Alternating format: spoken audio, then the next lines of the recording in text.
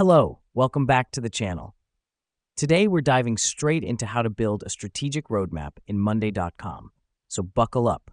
First things first, log into your Monday.com account and click on the Add New button at the top left corner of your dashboard. Select Board and choose a blank template. This is where our strategic roadmap will be built.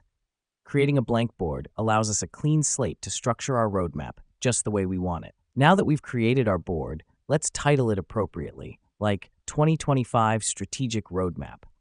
It's important to give it an identifiable name so we can easily find it later.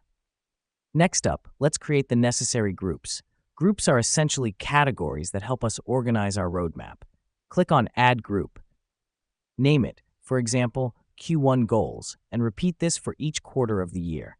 This helps us because it breaks down our roadmap into manageable, time-bound sections. Now, within these groups, we need to create items. These are our individual goals or tasks. Click on Add Item, give it a name, and do this for each goal within the quarter. The reason we do this is to clearly define each step we need to take throughout the year. And finally, let's add some columns.